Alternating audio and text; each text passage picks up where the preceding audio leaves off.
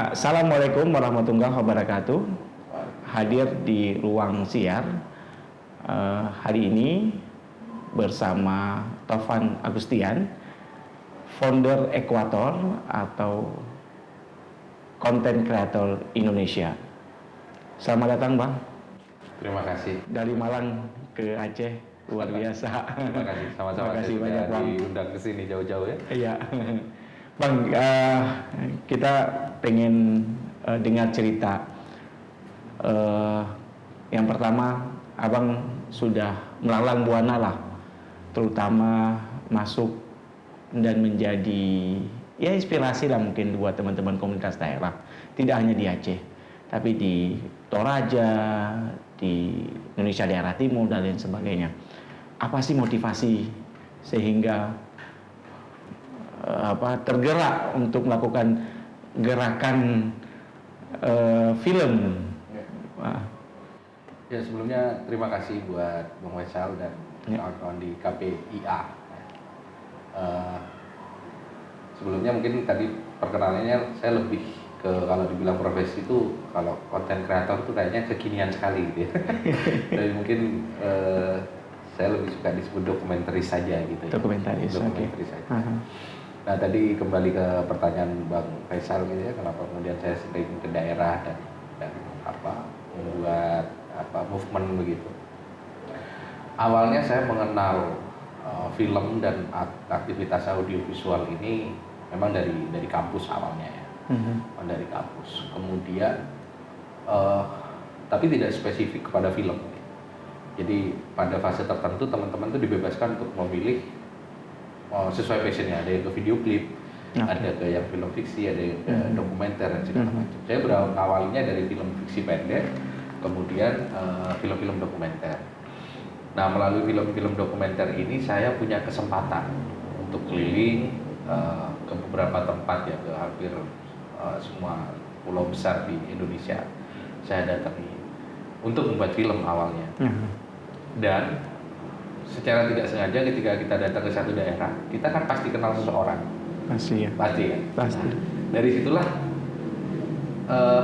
ternyata teman-teman di daerah itu juga punya motivasi dan keinginan yang sama untuk belajar film itu lebih jauh. Nah, misalkan saya cerita ketika saya ke Aceh misalkan, memang ada kawan-kawan yang dulu kuliah di Malang dan mengajak saya untuk berbagi pengetahuan tentang dokumenter di sini. Dan termasuk Bang Faisal juga tahu bagaimana di tahun-tahun itu kita memperkenalkan dokumenter dari kampus ke kampus Iya, benar.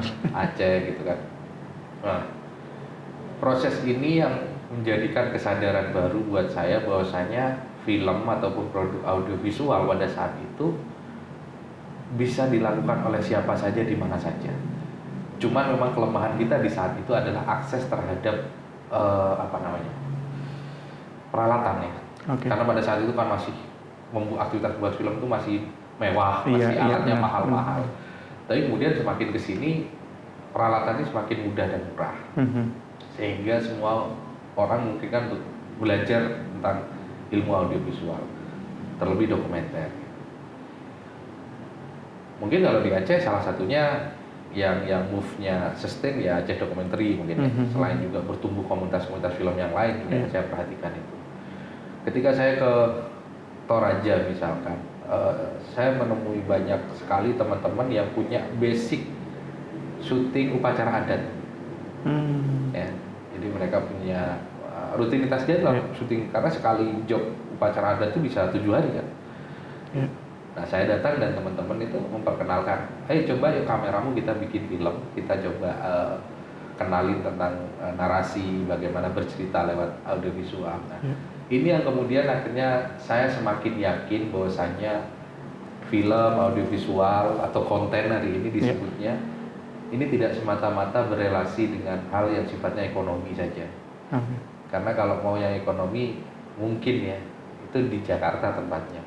Ya kan, artinya kita punya kemampuan ini, kita mau jadi filmmaker ya ke Jakarta, mau jadi broadcaster ya kita ke televisi-televisi yang di Jakarta. Tapi value ini bisa lebih berkembang setelah banyak sekali film-film yang dilahirkan misalkan di Aceh itu memberikan impact secara sosial. Ya kan? Tidak 1-2 film yang dibuat kemudian memberikan dampak kepada sebuah society, kehidupan Benar, sosial. Nah, nanti mungkin saya juga akan konsultasi bagaimana kemudian KPI terutama menyoroti produk-produk dan konten yang tercipta secara alami di daerah. Iya. Tapi poinnya adalah yang ingin saya sampaikan bahwasanya sekarang beraudiovisual, berfilm itu udah kegiatan yang bisa dilakukan siapa saja. Apalagi sekarang dengan handphone, siapa saja bisa melakukan. Benar. Itu sih. Kalau Bang melihat 10 tahun terakhir misalnya kan, bagaimana kekuatan konten lokal itu bisa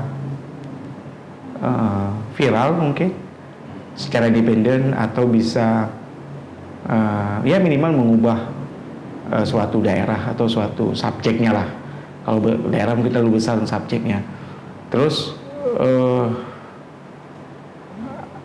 apa mungkin konten-konten lokal ini mengglobal? Ya. Gini, kita coba urai dulu ya. Kita coba urai dulu ketika berbicara konten lokal itu yang seperti apa dulu itu. Misalnya. Iya. Revolusi digital yang terjadi 10 tahun belakangan dengan didukung media sosial, kemudian kanal-kanal web ya seperti YouTube dan segala macam. Orang sangat memungkinkan untuk mengekspresikan apapun lewat medium audiovisual ini.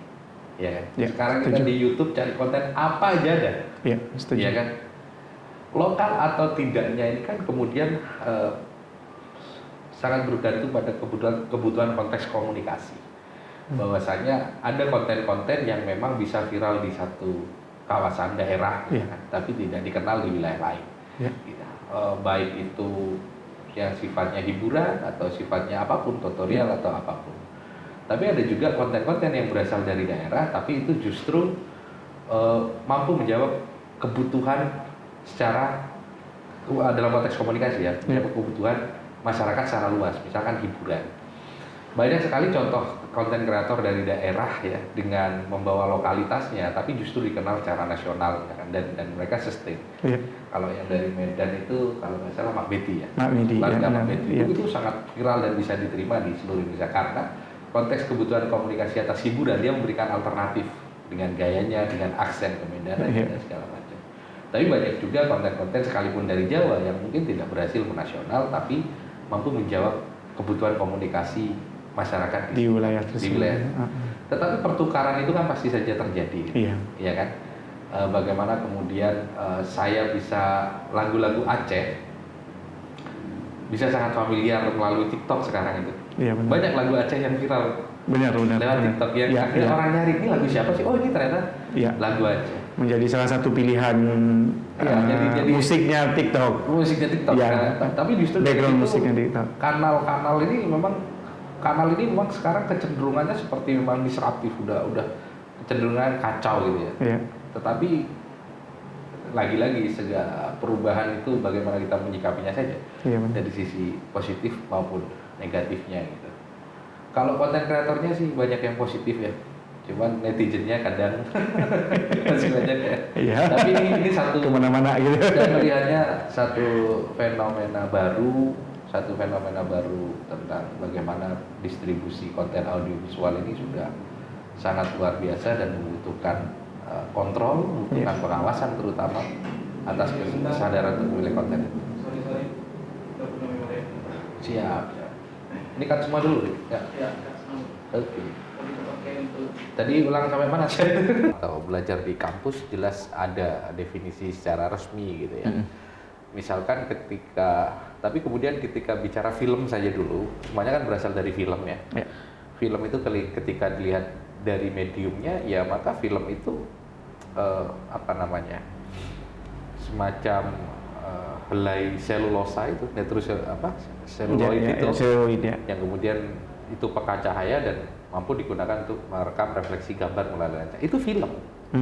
Ini kalau bicara secara mediumnya. Tapi kemudian medium yang tadinya diproses secara kimiawi, kemudian seiring perkembangan teknologi diproses secara elektromagnetis, maka itu menjadi video, ya kan? Elektromagnetis. Tangkapannya juga masih analog, pakai kaset. Berkembang lagi sampai ke digital seperti hari ini, di mana sensor itu sudah bekerja atas dasar perekaman digital. Jadi yang main binari kan gitu. Jadi ada sensor tapi perekamannya lewat memori yang hanya sekecil itu. Artinya itu sudah bertransformasi menjadi digital. Jadi film berdasar mediumnya seperti itu dulu. Kemudian secara bentuk kan film itu dibedakan dua sebenarnya, fiksi dan non fiksi saja.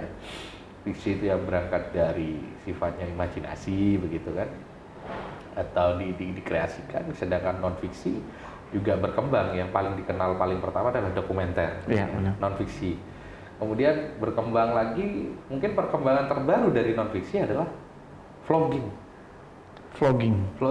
karena itu juga merekam kenyataan, merekam realitas, merekam keseharian, dan kemudian diceritakan. Mungkin itu bagian dari perkembangan film itu sendiri. Jadi jelas ya, dari film secara medium, kemudian film secara media tadi berkembang jadi fiksi, jadi non fiksi. Di fiksi itu ada science fiction, ada komedi, ada horor, ada. Sedangkan di non fiksi ada dokumenter, ada news, ada feature film, features ya. Kemudian ada vlog mungkin. Jadi yang sifatnya non fiksi. Jadi jangan bingung ketika membedakan sebutan dari bentuk-bentuk itu hanya bentuk. Kalau kita sederhanakan, semua skema ini kategori ini sebagai audiovisual, bisa masuk, Bang? Ya jelas itu adalah produk audiovisual pada akhirnya, karena semuanya disampaikan secara audio dan visual gitu. Iya kan, kalau di radio mungkin hanya audio, kalau visual hanya poster gitu. Audio visual yang ditawarkan lewat teknologi film. Baik. Ini kita jalan-jalan, maksudnya kita beranjak ke isu bagaimana effort teman-teman komunitas daerah, Bang. Dengan keterbatasan dan kondisi hari inilah. Dan mimpi-mimpi mereka yang anak daerah kan biasanya punya jiwa survivor untuk bertahan dengan volunteerismnya kan gitu ya. Bagaimana Bang melihat di Indonesia Timur, Indonesia Barat, kemudian di Jawa dan seterusnya di Indonesia? Begini, seperti yang kita bilang tadi, mungkin lebih tepatnya 10 tahun terakhir ini medium audiovisual ini cukup digemari dan jadi primadona buat anak-anak remaja gitu. Semuanya pengen jadi konten kreator. Tapi kalau kita mundur ke 20 tahun ke belakang, ketika film pendek, film alternatif itu mulai marak ya, bukan baru ada, sebenarnya dari dulu sudah ada film-film pendek, film-film alternatif. Di era video di tahun 2000-an, ini kemudian audiovisual ini menjadi semacam media berekspresi baru. Yang dulunya anak muda itu senang otomotif, senang bermusik. Nah ini ada mainan baru nih, berfilm, beraudiovisual. Ini bertumbuh, berkembang ya sampai sekarang bentuknya juga macam-macam. Jadi konten kreator, jadi vlogger, jadi youtuber dan segala macam. Nah kalau saya melihat batas yang semakin samar ya antara daerah dan pusat begitu. Artinya kalau dulu semua peralatan itu hanya bisa diakses di kota-kota besar, tapi sekarang dimanapun sudah hampir sama, mau ke seluruh pelosok Indonesia ya, apalagi di kota-kota besarnya. Secara peralatan sudah mudah diakses, apalagi dengan sistem belanja online dan segala macam. Distribusi pengetahuannya juga semakin mudah. Kalau dulu misalkan kita pengen belajar film ya harus datengin dosen film dari Malang atau dari Jogja untuk mengajar berapa SKS di Kalimantan atau di Sulawesi. Tapi sekarang anak-anak banyak forum-forum online, banyak kelas-kelas online, bahkan kelas-kelas tutorial berbayar atau bahkan yang gratis. Ini yang kemudian membuat audiovisual itu semakin berkembang dan semakin masyarakat tuh bisa semakin mudah untuk berperan aktif. Ada satu quotes itu kan, hari ini tuh everyone is filmmaker katanya. Karena mulai ibu-ibu semuanya minimal bikin stories Instagram itu mereka udah filming, udah. Hey guys. Dan itu vlogging ya. Bagian dari nge-vlog gitu ya. Vlogging. Termasuk yang seperti kita lakukan sekarang. Iya. Ini kan hampir mustahil 10 tahun lalu kita bikin kayak gini. Iya, benar. Alatnya dari mana? Kalau ada kamera pun hanya ada satu kamera gitu. Iya. Sekarang kita punya 3. Sekarang ini iya. di Aceh. Cukup Hampir mudah. sama di semua daerah. Iya. Terus Bang, Abang melihat bagaimana peran pemerintah, terutama pusat ya? Iya. Karena undang-undang film daerah merasa film ini miliknya kementerian, miliknya pusat. Pemda tidak merasa ini menjadi kewajiban. Begitu. Oke. Saya coba menganalisa ya, karena saya juga bukan yang sangat ahli menganalisa itu, tapi setidaknya saya akan bercerita dari apa yang saya rasakan dan saya tahu. Iya. Sebenarnya pemerintah bukan memiliki ya, tapi kalau bicara kewenangan Kewenangannya. itu memang seolah-olah terpusat di kementerian saja dan miskoordinasi dengan yang ada di daerah begitu ya. Mungkin bukan hanya film saja, tapi banyak bisa jadi ya, banyak sektor lain juga yang ada merasakan sektor yang lain sama yang ya. mungkin agak misleading. Setahu saya lebih dari 4 lembaga negara ya yang mengurus persoalan film ini. Ya. Di Kemenparekraf itu juga ada film, di Kemendikbud itu pasti, kemudian Kominfo. Oh iya, Kominfo benar. Terus apa lagi? Dulu ada Bekraf, ada. Iya. Dan segala macam. Di luar yang BUMN lah. Ya, Nah. ada Pusbang Film. Bahkan semua setahu saya punya program pendanaan untuk teman-teman di lokal. Entah itu sifatnya hibah, entah sifatnya kompetisi atau apapun yang itu, atau fasilitasi yang ini sebenarnya sangat menguntungkan buat teman-teman daerah untuk mengakses permodalan. Tapi perihal bagaimana ini tidak terkoneksi dengan kebijakan di daerah, saya kira itu persoalan yang berbeda ya. Tapi ketika satu daerah itu menangkap potensi ini, bahwasanya di daerahnya itu punya potensi perfilman yang baik, kenapa tidak dikembangkan sebagai potensi daerah? Untuk apa? Manfaatnya banyak kan? Iya benar. Mau bikin promosi pariwisata, ada yang bikin dari daerah situ. Mau promosi produk unggulan, sekarang semuanya juga basisnya audiovisual. Seharusnya ini ditangkap sebagai sebuah potensi dan juga buka peluang-peluang baru untuk di daerah sebenarnya gitu loh. Setidaknya ada 5 lembaga. Intinya kalau jadi filmmaker sekarang, akses permodalannya agak-agak bingung gitu. Beda dengan 10 tahun lalu ya nggak? Ya benar, agak-agak bingung milihnya. Bang Faisal kan juga aktivis film kan, artinya tahu lah bagaimana kita susahnya di daerah dulu, dan itu hampir semua di daerah sama gitu. Kita ngandelin hanya dari kompetisi, festival. Iya. Tapi sekarang kekaryaan itu memang banyak didukung oleh banyak lembaga negara. Benar, teman-teman dulu sangat, misalnya distribusi film itu, terutama film-film indie ya, non komersil, itu dari festival ke festival ya. Dari festival. Sekarang berubah Bang. Berubah, banyak platform online kan, platform digital OTT ya. OTT ya. Itu menurut Abang misalnya ini film kan, kita produksi film kan relatif lebih mahal daripada produksi konten konten yang konten yang vlog atau yang untuk film ya. Yang kan lebih mahal, agak lebih mahal lah kan. Kemudian kita distribusi ke YouTube. Sayang nggak tuh Bang? Gini, nah saya suka bilang nih Bang Faisal, misalkan kalau saya di Muslim nih, semua itu tergantung pada niat. Nawaitunya apa nih? Maka kita akan melihat relasi film itu dengan banyak hal. Ketika saya punya niatan membuat film ini sebagai niatan edukasi, maka goalnya adalah orang yang saya ajak bikin film bisa membuat film. Seperti di sini ada pelatihan begitu, maka film berrelasi dengan edukasi, kan gitu. Kemudian saya membuat film untuk advokasi misalnya, ya goalnya jelas untuk advokasi.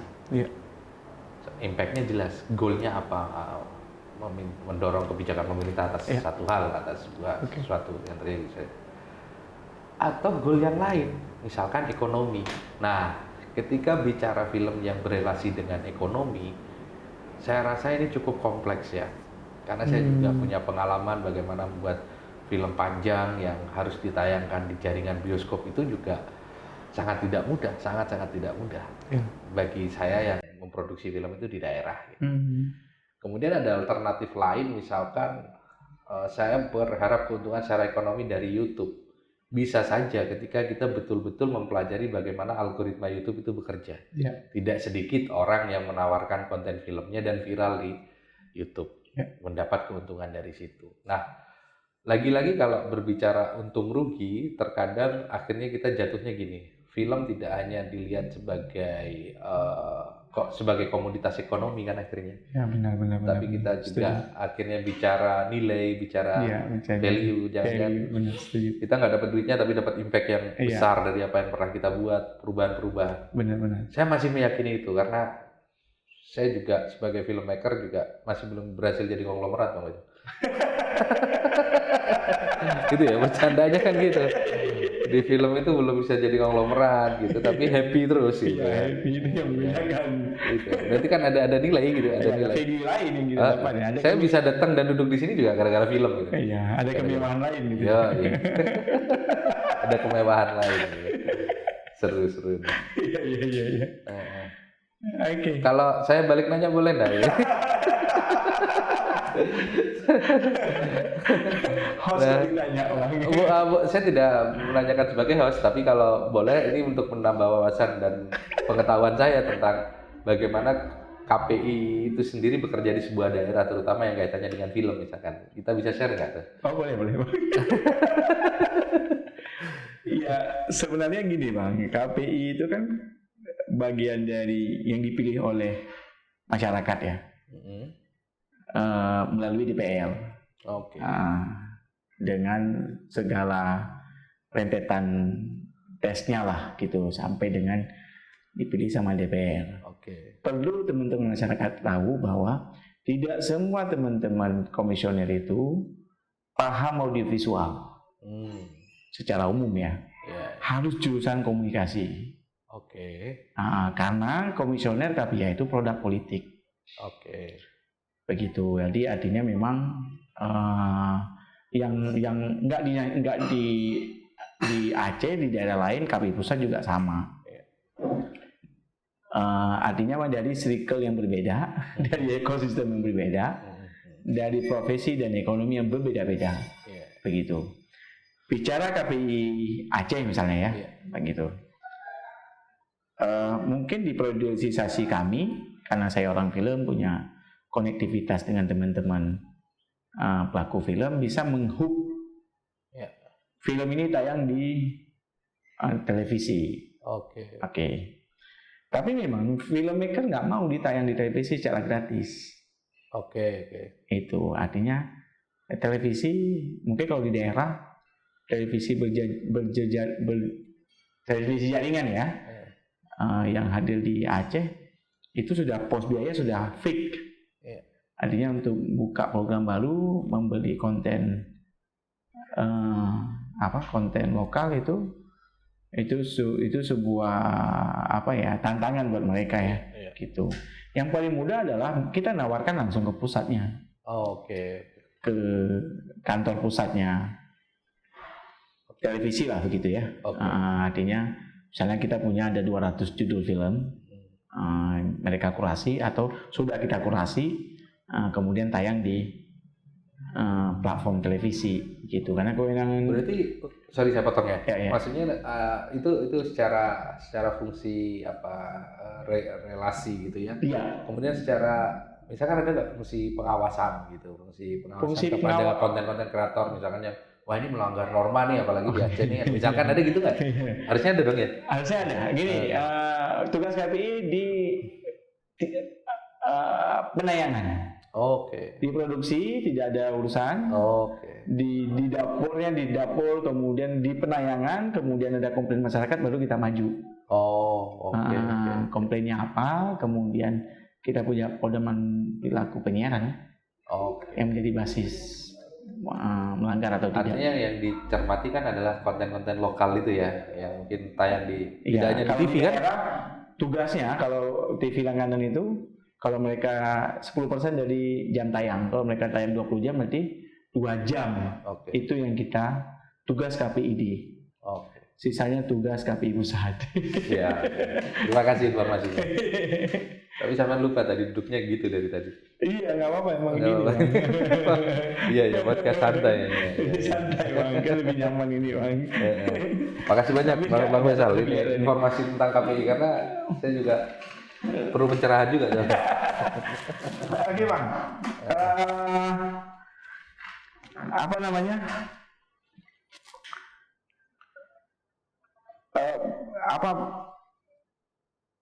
Apa mungkin perkembangan filmmaker di atau produk film lah ya, pendek yang non komersil di Indonesia, Iya. kemudian mampu menembus pasar atau mampu mendiasporakan Indonesia keluar lah gitu. Menurut Abang itu seberapa mungkin dan bagaimana, apa yang harus kita lakukan untuk mengarah ke sana itu? Ya, pastinya gini, ketika berbicara kebutuhan untuk global gitu ya, ini sebenarnya strateginya bukan hanya dilakukan oleh makernya kalau menurut saya, tapi semua stakeholder yang berkewenangan atas itu. Gitu. Sedangkan kalau dulu kita punya jalur distribusi memperkenalkan film-film pendek itu lewat festival-festival yang ada di luar negeri, gitu. Benar. Tapi amatan saya sekarang ada cara yang lebih efektif, salah satunya adalah melalui OTT. Kalau di OTT itu secara kekaryaannya dihargai dan dapat, kemudian secara value for business-nya kita juga ada gitu. Cuman memang mungkin OTT ini masih mencermati bagaimana kemudian kualitas film-film yang ada di daerah, apakah sudah sesuai dengan standar mereka, karena ini bahkan ada beberapa OTT yang sifatnya global ya, artinya yang bisa tayang di beberapa negara. Saya tidak cukup ahli, tapi saya melihat perkembangan yang luar biasa dari industri film di India ya, di mana film-film India Selatan itu sekarang cukup progresif gitu secara kualitas, dan ratingnya itu juga cukup tinggi gitu di Netflix. Yang tadinya itu film-film dari India Selatan itu dianggap film-film kelas kedua karena yang menguasai di wilayah Mumbai, di pusat industrinya. Tetapi itu bisa saja terjadi karena apa ya? Karena revolusi digital ini. Ada film bagus tapi mungkin tidak tahu dulu kemana distribusinya, karena distribusinya hanya dikuasai oleh sebagian kecil pihak. Tetapi sekarang teman-teman di daerah kalau memang betul punya kualitas, diawali dari proses pendidikan yang baik tentang film, kemudian berproses yang baik tentang film, maka akan melahirkan kualitas film yang baik yang itu bisa diperkenalkan secara global lewat jalur OTT. Menurut saya gitu. Banyaklah strategi-strategi baru yang bisa kita lakukan. Gitu. Tinggal teman-teman daerah bagaimana berkarya sustain, kemudian dan didukung oleh semua stakeholder ya. Saya nggak cuma bilang pemerintah, tapi juga mungkin kalau ada pengusaha yang tertarik untuk berinvestasi di karya-karya itu kan gitu. Misalkan di Forum Nasional sendiri ada namanya Akatara gitu, yang mempertemukan antara filmmaker dan calon investor. Kayaknya perlu juga kita bikin konferensi film pendek gitu ya. Konferensi film dokumenter gitu ya di Indonesia ya. Bisa saja gitu. Ya, berarti menerjemahkan kembali dokumenter, membuat roadmap, mau kemana 10, 20, 30 tahun ke depan ya. Iya. Kayaknya perlu juga ya. Menghub para pihak. Ya, itu hal yang masih sangat berat, tapi bukan tidak mungkin dilakukan. Iya, benar. Di mana kesadaran Korea untuk menjadikan showbiz sebagai haluan negaranya itu kan juga dibicarakan tidak hanya oleh para filmmaker, tapi oleh lembaga pemerintahnya, oleh pemimpinnya pada saat itu. Ya setidaknya Indonesia sekarang menurut saya sudah hubungan antara pemerintah itu udah mulai ngelihat potensi-potensi ini. Tinggal ke tahapan berikutnya bagaimana kemudian mengembangkan potensi ini menjadi lebih terarah dan punya dampak secara bisnis gitu. Karena kalau kita kejebak sama narasi-narasi lama, misal tentang Indonesia itu kaya untuk di capture, Indonesia itu Ya tapi faktanya lebih banyak filmmaker luar yang datang langsung ke sini untuk memfilmkan. Iya benar. Ya, Ya dengan cerita-cerita di Indonesia ya. iya. Sudut pandang malah mereka lebih banyak melihat sudut pandang tentang Indonesia daripada kita. Ya itu masih banyak ya. Tapi saya selalu percaya ketika proses edukasinya itu berjalan baik, ya disitulah sebenarnya kuncinya gitu. Seperti tidak hanya Aceh dokumenter ya, misalkan komunitas-komunitas di Aceh ini atau di banyak tempat di Indonesia mereka sudah mulai aware gitu. Biasanya kalau mau bikin film itu nggak langsung berangkat syuting bawa kamera ya. Tapi nulis cerita dulu, bikin treatment dulu, bikin breakdown dulu. Artinya berproses yang baik ya Bang. Proses ini dulu. Yang baik. Kalau kita berpikir viralnya dulu, kualitasnya sinematik dulu. Ya ini agak susah ya menjelaskan. Itu yang harus kita perjuangkan Bang Faisal kan. Iya benar-benar. Kita jalan panjang berarti Bang. Gimana? Jalan panjang berarti. Panjang banget Pak. Bukan jalan panjang. Itulah kira-kira. Oke Bang, pesan di akhir podcast kita buat anak-anak muda ini nih Bang, yang semangatnya yang mau bertumbuh Bang. Iya. Nah, di luar KPI mereka bikin konten juga. Oke. Silakan. Iya, buat teman-teman yang mau bikin konten yang berbasis audiovisual, memang pelajari dulu dengan baik sih bagaimana bentuk-bentuk audiovisual yang ada hari ini gitu. Apa itu film, apa itu dokumenter, apa itu feature, apa itu vlog, apa itu podcast. Saya kira literaturnya, referensinya juga sudah sangat banyak ketika hanya mau berangkat dari situ saja. Tapi saran saya adalah belajar dan berproses itu yang penting, tidak hanya ikut-ikutan, karena yang namanya kreasi itu tidak dari ikut-ikutan gitu. Yang kedua ya terus berkarya, karena cuman karya yang bedain kita sama ayam Pak. Sangat sopan sampean. Kalau agak kasar ya. Mohon maaf kalau agak kasar, tapi maksudnya kalau makan aja sangat sopan gitu. Ya. Kalau yang di Aceh kan ya ada dua makhluk yang sangat sensitif kan gitu. Oh gitu ya. Oh iya. Ini dengan ayam Pak. Sopan sekali dong. Kan makan juga sama makan gitu kan. Iya. Ini berkarya aja bedanya. Ya, itu dia podcast singkat di Ruang Siang bersama Taufan Agustian, founder Ekuator dan dokumentaris Indonesia. Fasafikul khairat. Wassalamualaikum warahmatullahi wabarakatuh. Waalaikumsalam warahmatullahi wabarakatuh.